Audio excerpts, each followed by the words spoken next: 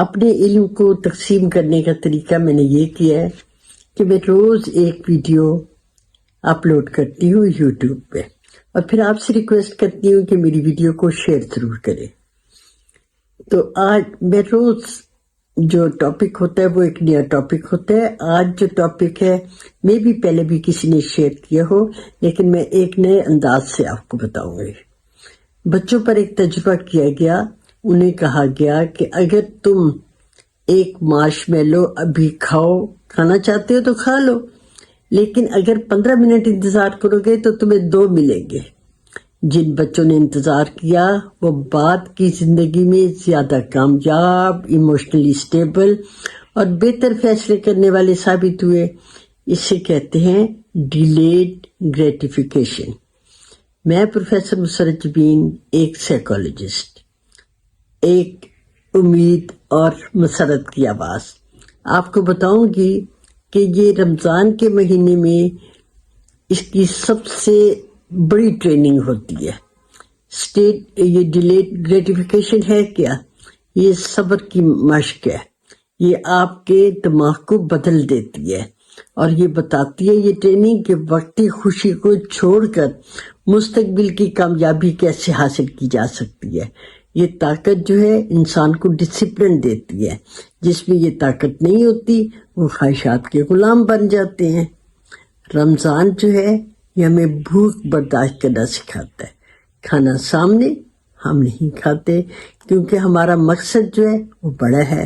اگر کوئی ہم سے لڑتا ہے تو ہم پیچھے ہٹ جاتے ہیں، بلکہ اسے کہتے ہیں سوری میں روزے سے ہوں، ابھی میں نہیں بولوں گا۔ اور یہ کیا ہے؟ یہ ایموشنل کنٹرول ہے۔ ہم سحری کے لیے اٹھتے ہیں، ہم نیند قربان کرتے ہیں، آرام چھوڑ کر ہم روحانی فائدہ حاصل کرتے ہیں۔ اگر کوئی بات بری لگتی ہے تو خاموش رہ کر تھوڑا سوچ کر جواب دیتے ہیں۔ اسے یہ کیا ہے؟ ایموشنل ڈیلیڈ گریٹیفیکیشن ہے۔ افطار پر کیا ہے؟ اگر اکثر یہ ہے کہ پھر ہم اوور ایٹنگ نہیں کرتے، اگر اپنے آپ کو روک لیتے ہیں، پہلے کھجور کھاتے ہیں، پھر پانی پیتے ہیں، پھر عبادت کرتے ہیں اور پھر آرام سے کھانا کھاتے ہیں۔ یہ کیا ہے؟ یہ امپلس ٹریننگ ہے۔ یہ رمضان جو ہے اس میں ہم برین ریوائرنگ پروگرام بھی ترتیب دے سکتے ہیں۔ کس طرح؟ آپ روز کے 3 ٹارگٹس لکھ لیا کریں، ذہنی، ذہنی اور جسمانی۔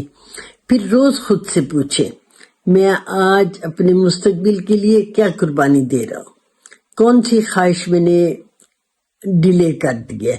ہر روز ایک خواہش کو قربان کیا کریں۔ مثلاً سوچ لیا کریں کہ آج میٹھا نہیں کھاؤں گا، آج پکوڑے نہیں کھاؤں گا، آج چپس نہیں کھاؤں گا، اور آج کوئی فضول بحث نہیں کروں گا، آج کسی قسم کی شکایت نہیں کروں گا۔ تو یہ میں بتاؤں کہ یہ جو رمضان ہے، روزہ جو ہے یہ صرف بھوکا رہنا نہیں ہے، بلکہ یہ ہمارے کردار کو بھی سنوارتا ہے۔ تو یہ جو ٹریننگ جب ہم اس میں روزوں میں کرتے ہیں، یہ ساری زندگی ہمارے کام آتی ہے۔ انسان میں چھوٹی چھوٹی قربانیاں بڑی شخصیت بناتی ہیں۔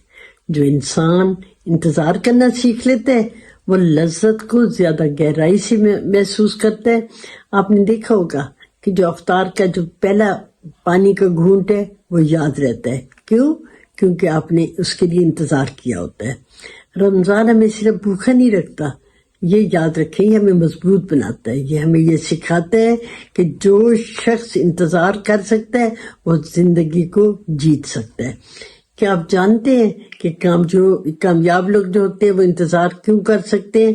کیونکہ ڈیلیڈ ان میں گریٹیفیکیشن ہوتی ہے، انہیں اپنے مستقبل پر یقین ہوتا ہے۔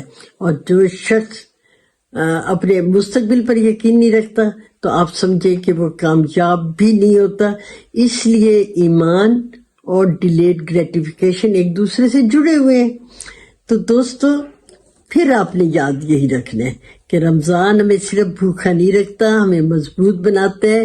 یہ سکھاتا ہے کہ آپ اپنی خواہشات کو کہ غلام نہیں بننا۔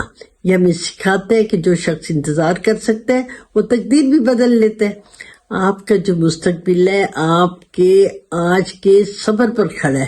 اور تو مجھے بتائیے آپ کو آج کی ویڈیو کیسی لگی، اور پھر آپ نے اپنے کمنٹ میں بتانے کہ روزوں سے پہلے آپ کا کس چیز پہ کنٹرول نہیں تھا اور رمضان نے آپ کو کس چیز پہ کنٹرول کرنا سکھا دیا۔